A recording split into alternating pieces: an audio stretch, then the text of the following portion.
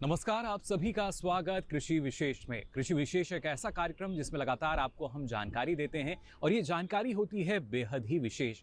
आज हम बात करेंगे मधुमक्खी पालन से संबंधित। जी हाँ, मधुमक्खी पालन की अगर बात की जाए, एक रिसर्च के अनुसार करीब 75% जो परागण है हमारी फसलों में वो मधुमक्खियों द्वारा होता है। यानी हमें जो अच्छी उपज मिलती है, जो लगातार नए कीर्तिमान हम स्थापित कर रहे हैं, उसमें इन मधुमक्खियों की महत्वपूर्ण भूमिका है। लेकिन कैसे इसकी शुरुआत हम कर सकते हैं और कितनी लागत इसमें आती है और किस तरह की तकनीक जिसका इस्तेमाल इसमें किया जाने लगा है, क्योंकि अब खेती के साथ साथ अगर किसान मधुमक्खी पालन करता है तो उसकी आय भी बढ़ती है और उसके साथ ही मधुमक्खी पालन के साथ ही जो अलग अलग उत्पाद हैं, यानी शहद की हम बात करें, रॉयल जेली की बात की जाए या इससे बने और भी कई उत्पाद हैं, उनके जरिए भी हमारे जो मधुमक्खी पालक हैं, किसान हैं, अपने मुनाफे को और भी ज़्यादा बढ़ा सकते हैं। और ये कहना गलत नहीं होगा कि जो मुनाफा है इसमें मिठास और भी ज़्यादा हो जाती है अगर आप सही जानकारी लेकर इसकी शुरुआत करें। तो आज कार्यक्रम में इसकी जानकारी आपको देंगे। नमस्कार, मैं हूं मुकुल शर्मा और आज तमाम मधुमक्खी पालन से जुड़े सवाल जो हैं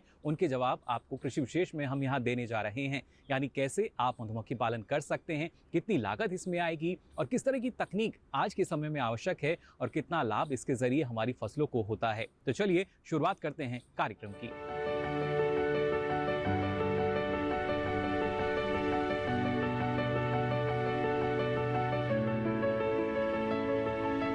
किसान बहनों भाइयों, जब भी मधुमक्खी पालन की बात कही जाती है तो शुरुआत में हम यही अंदाज़ा लगाते हैं कि शायद एक मधुमक्खी पालन का जो छत्ता अक्सर हम देखते हैं। लेकिन ये जो मधुमक्खी पालन है, जब इसके व्यवसायीकरण की हम बात करते हैं तो एक बॉक्स के ज़रिए इसकी शुरुआत की जाती है। उस बॉक्स में एक रानी मधुमक्खी होती है, उसके साथ ही करीब 100 से 200 नर मधुमक्खी और बाकी जो मधुमक्खियाँ होती हैं वो होती हैं हमारी कमेरी मधुमक्खियाँ, जो पूरी मेहनत करती हैं अपने आवास जो है, जो छत्ता है, उसको ना सिर्फ देखभाल करना बल्कि जो शहद की गुणवत्ता की हम बात करते हैं या शहद की मात्रा की बात की जाए, सारी जिम्मेदारी उन पर होती है। किस तरीके से इसकी शुरुआत की गई है, आइए देखते हैं।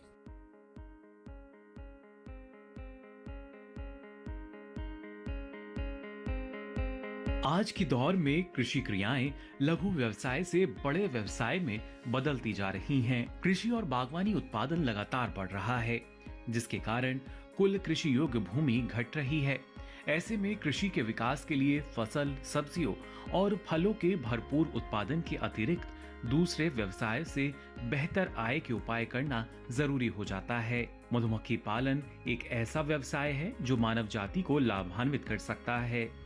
मधुमक्खी पालन एक कम खर्चीला घरेलू उद्योग है जिसमें आय, रोजगार और वातावरण को शुद्ध रखने की क्षमता है। मधुमक्खी पालन एक ऐसा रोजगार है जिसे समाज के हर वर्ग के लोग अपनाकर लाभान्वित हो सकते हैं। मधुमक्खी पालन कृषि व बागवानी उत्पादन बढ़ाने की क्षमता भी रखता है। मधुमक्खियाँ मौन समुदाय में रहने वाली कीट वर्ग की जंगली जीव हैं। इन्हें इनकी आदतों के अनुकूल कृत्रिम गृह में पालकर उनकी वृद्धि करने तथा शहद व मोम आदि प्राप्त करने को मधुमक्खी पालन या मौन पालन कहते हैं। मधुमक्खी पालन से शहद एवं मोम के अतिरिक्त अन्य पदार्थ जैसे गोंद, प्रोपोलिस, रॉयल जेली, डंक, विष भी प्राप्त होते हैं। साथ ही मधुमक्खियों से फूलों में परागण होने के कारण फसलों की उपज में लगभग 1/4 अतिरिक्त बढ़ोतरी भी हो जाती है।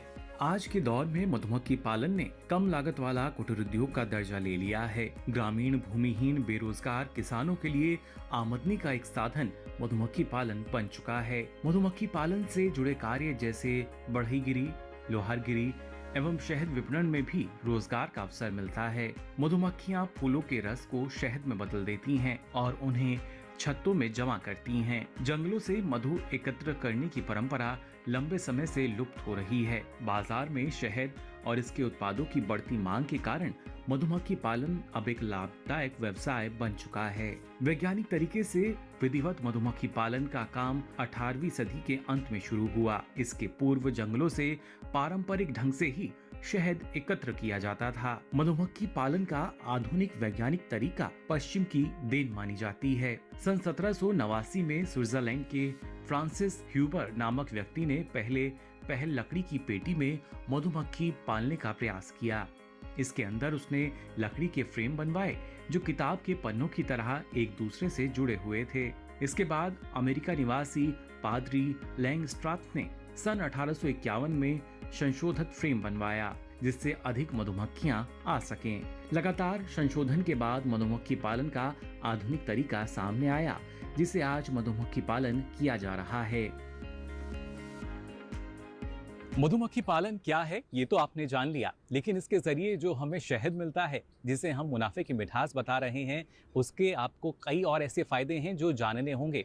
सबसे महत्वपूर्ण फायदा या अगर कहें तो वो होता है हमारे स्वास्थ्य को। कई ऐसे लाभ हैं जिनकी जानकारी हमें नहीं होती और इसकी गुणवत्ता जितनी अच्छी होगी उतना लाभ इसके जरिए हमें मिल सकता है। यानी एक औषधीय रूप में अगर इसे देखा जाए तो ये काफ़ी अच्छी दवा है, लेकिन किस तरीके से इसका इस्तेमाल होता है और कितना लाभ ये हमारे स्वास्थ्य को दे रहा है, आइए जानते हैं। मधुमक्खी पालन से न केवल किसानों की आर्थिक स्थिति सुदृढ़ होती है बल्कि खेत में लगी फसल की पैदावार में भी इजाफा होता है। बगैर अतिरिक्त खाद, बीज, सिंचाई एवं सस्ते प्रबंध के मात्र मधुमक्खी के मौन वंश को फसलों के खेतों व मेड़ों पर रखने से कामेरी मधुमक्खी के परागण प्रक्रिया से फसल, सब्जी एवं फलोत्पादन में 1.25 से 1.5 गुना बढ़ोतरी होती है। मधुमक्खी पालन से मिले उत्पादों से जैसे शहद, रॉयल जेली और पराग के सेवन से मानव स्वास्थ्य निरोगी होता है। शहद का नियमित सेवन करके तपेदिक यानी टीबी, अस्थमा, कब्जियत, खून की कमी यानी एनीमिया और रक्तचाप यानी ब्लड प्रेशर की बीमारी नहीं होती। वहीं रॉयल जेली का सेवन करने से ट्यूमर की संभावना कम होती है और स्मरण शक्ति साथ ही आयु में बढ़ोतरी होती है। मधु मिश्रित पराग का सेवन करने से प्रोस्टेटाइटिस की बीमारी नहीं होती। मोनी विष से गठिया, बताश व कैंसर की दवाएं बनाई जाती हैं। बी थेरेपी से असाध्य रोगों का निदान किया जाता है। मधुमक्खी पालन से मिलने वाले मोम और शहद की बढ़ती मांग का एक नया बाजार बन चुका है। इसकी बिक्री से किसान भाई अतिरिक्त आमदनी ले सकते हैं। शहद और इससे बने उत्पादों की बिक्री से किसान अपनी आर्थिक स्थिति को सुदृढ़ कर सकते हैं। शहद का सेवन मानव स्वास्थ्य के लिए लाभकारी है। शहद का सेवन करने से पाचन तंत्र में मजबूती आती है। भूख कम लगने, दस्त व डकार में शहद का सेवन अत्यंत उपयोगी है। अपच की शिकायत को भी दूर करने में मददगार है। शहद में आयरन की मौजूदगी गर्भवती महिलाओं के लिए लाभकारी है। साथ ही शहद के पानी से आंखों को धोना लाभदायक है और वहीं शहद पीने से त्वचा में निखार भी आता है। जैसा कि आप जानते हो सभी लोग कि हनी को सुपर मेडिसिन माना जाता है। उसको थेरेपेटिक यूज़ उसके काफ़ी पहले से बताया गया। वेदों में भी, महाभारत, रामायण में जैसे मधु है, जैसे हनी है, उसके उपयोग के बारे में काफ़ी अच्छे से बताया गया है। और आपने देखा होगा कि जब भी आयुर्वेदिक दवाएं आप डॉक्टर आपको देता है तो खासकर ज़्यादातर आपको हनी में मिला के उसको खाया जाता है। तो हनी के काफ़ी तरह के जैसे बेनिफिट है। जैसे आप सुबह अगर गर्म पानी में लेते हो तो वेट लॉस के लिए काफ़ी काम करता है। सर्दी खांसी में हनी बहुत बढ़िया से काम करता है। और अगर कोई जो बॉडी बिल्डर्स होते हैं या जिनको वेट गेन करना, अगर आप दूध में जाम शेक के साथ अगर खाएंगे तो ये वेट गेन में भी काफ़ी मदद करता है। और इसी के साथ ही कृषि विशेष में यहाँ वक्त हो चला एक छोटे से ब्रेक का। जल्द हाजिर होंगे, आप बने रहिए दूरदर्शन किसान पर।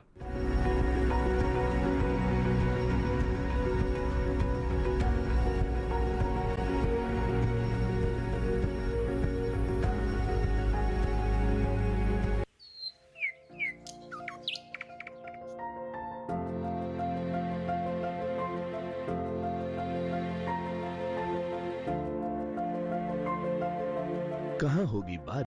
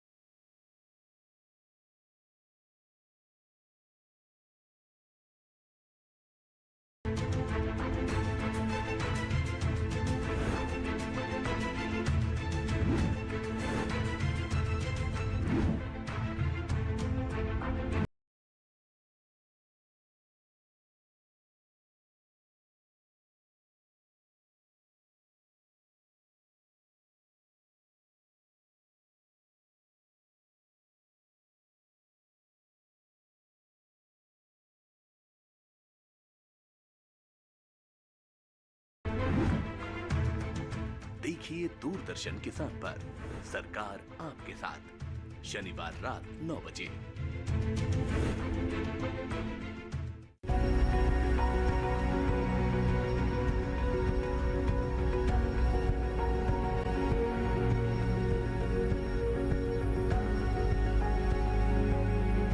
ब्रेक के बाद आप सभी का एक बार फिर स्वागत कृषि विशेष में।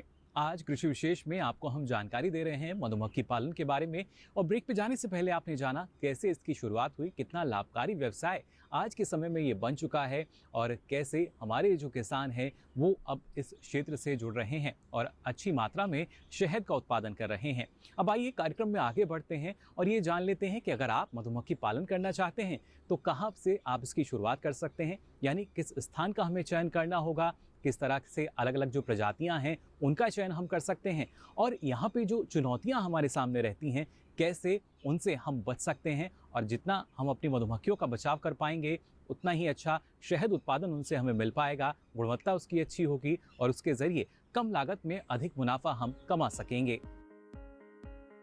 मधुमक्खी पालन के लिए किसी ऐसी जगह का चुनाव करना चाहिए जहां पर नमी जैसे स्थान जैसे तालाब, नदियां, नहरें ना हो। मधुमक्खी पालन के लिए ऐसे स्थान का चुनाव करना चाहिए जहां पर पेड़ और पौधे हों और चारों तरफ खुला हुआ, हवादार, छायादार और सूखा हो। इसके अलावा जहां पर मधुमक्खी पालन करना हो उसके आसपास ही प्राकृतिक या कृत्रिम रूप से साफ पानी के स्रोत की व्यवस्था होनी चाहिए। शहद के अच्छे उत्पादन के लिए बेहतर प्रजाति का चयन महत्वपूर्ण होता है। भारत में 5 प्रकार की प्रजातियां पाई जाती हैं: Apis dorsata, Apis florea, Apis indica और एपिस मेलिफेटा। साथ ही बेलपोना, ट्राइगोना, इनमें प्रथम 4 प्रजातियों को पालने हेतु प्रयोग किया जाता है। वैसे तो मधुमक्खियाँ कई प्रकार की होती है, जैसे एफिस डॉर्सेटा है जिसको रॉक भी बोलते हैं हम, फिर एफिस मेलिफेरा है जो इटालियन हनी बी है, फिर एफिस फ्लोरिया है जो छोटी हनी बी है और एक इंडियन हनी बी है एफिस सेराना इंडिका। तो इसमें ज़्यादातर हम जो किसान मधुमक्खी पालन करते हैं तो वो ज़्यादातर इटालियन हनी बी जो हमने 1962 में इटली से इंपोर्ट की थी उसका उपयोग ज़्यादा करते हैं। और उसके साथ साथ हम इंडियन हनी बीज जैसे सदर्न जो स्टेट है हमारे, केरला, तमिलनाडु या फिर जो ईस्टर्न स्टेट है आसाम, मेघालय, नागालैंड, तो वहाँ पे इंडियन हनी बी का काफ़ी उपयोग किया जाता है। और एप्पल ऑर्चर्ड्स में भी जैसे हिमाचल में भी जो हमारी इंडियन हनी बी उसका भी उपयोग हम करते हैं। और उसके साथ साथ एक स्टिंगलेस भी है जिसको हम जो काटती नहीं है जैसे अन्य प्रकार की मधुमक्खियाँ काटती है, लेकिन उसका हनी जैसे मेडिसिनल वैल्यू उसकी काफ़ी अच्छी होती है और उसका हनी करीब 3,500 रुपये प्रति किलो बेचा जाता है। मधुमक्खी पालन के लिए 3 तरह की मधुमक्खियों की आवश्यकता पड़ती है। पहला रानी मधुमक्खी, दूसरा नर मधुमक्खी और तीसरा कमेरी मधुमक्खी। तीनों तरह की मधुमक्खियों में केवल एक रानी मधुमक्खी, सैकड़ों की संख्या में नर मधुमक्खी तथा हजारों की संख्या में कमेरी मधुमक्खियां होती हैं। इनके अपने अलग अलग कार्य होते हैं। प्राकृतिक रूप से मधुमक्खी अपना छत्ता पेड़ के खोखले हिस्से में, दीवार के कोनों में, पुराने खंडरों आदि में लगाती हैं, लेकिन व्यावसायिक रूप से शहद प्राप्त करने के लिए मधुमक्खी को मौन गृह में पाला जाता है। मौन गृह लकड़ी का एक विशेष प्रकार से बना बक्सा होता है। ये मधुमक्खी पालन का सबसे महत्वपूर्ण उपकरण होता है। इसकी बनावट ऐसी होती है कि इसमें मधुमक्खियां आसानी से आ जा सकती हैं। इसमें शहद को इकट्ठा करने का भी प्रबंध रहता है। मौन गृह को एक चौकोर स्टैंड पर स्थापित किया जाता है। स्टैंड के चारों पायों के नीचे पानी से भरी प्यालियां रखी जाती हैं, जिसके फलस्वरूप चींटियां मौन गृह में प्रवेश नहीं कर पाती। मौन गृह के बीच 4 से 5 मीटर का फासला होना चाहिए। उन्हें पंक्ति में नहीं लगाकर बिखरे रूप में लगाना चाहिए। मधुमक्खी पालन के लिए कुछ उपकरणों की भी आवश्यकता होती है। इनमें मुंह रक्षक जाली, मोमी, छत्तादार, कृत्रिम भोजन पात्र, दस्ताना और भाग छूट थैला आदि शामिल है। मधुमक्खियों के सफल प्रबंधन के लिए ये आवश्यक है कि उनमें लगने वाली बीमारियां और उनके शत्रुओं के बारे में पूर्ण जानकारी हो, जिससे उनमें होने वाली क्षति को बचाकर शहद उत्पादन और आय में आशातीत बढ़ोतरी की जा सके। मधुमक्खियों में कई प्रकार की जीवाणु से होने वाली जो बीमारियां जैसे American foul brood, then European foul brood, कुछ वायरल डिसीज़ है जैसे थाई सैकब्रूड, तो हमारे हिंदुस्तान में अमेरिकन फॉल ब्रूड ये पाया नहीं जाता, लेकिन यूरोपियन फॉल ब्रूड और थाई सैकब्रूड का प्रकोप काफ़ी बढ़ गया है। तो जैसे किसान भाई हमेशा कॉलोनियों को अच्छे जगह रखे, वहाँ मधुमक्खियों की कॉलोनियाँ वो जब अपने जो छत्ते होते हैं या फिर हनी बी बॉक्सेस होते हैं उनको रेगुलरली देखे, और अगर उसमें मधुमक्खियाँ अगर कम हो रही है तो कॉलोनी को मर्ज करे। मर्ज करने से क्या होता है कि उनकी स्ट्रेंथ अच्छी होती है और उनका जो प्रतिकार शक्ति है वो काफ़ी बढ़ जाती है। तो ये कुछ बीमारियाँ जो मधुमक्खियों को जीवाणु और वायरस से होती है। मधुमक्खी एक सामाजिक प्राणी होने के कारण समूह में रहती है, जिससे इनमें बीमारी फैलाने वाले सूक्ष्म जीवों का संक्रमण बहुत तेजी से होता है। ऐसी दशा में मधुमक्खियों को संक्रमण से बचाने के लिए कृषि वैज्ञानिक की सलाह से लेकर बचाव किया जाना आवश्यक है।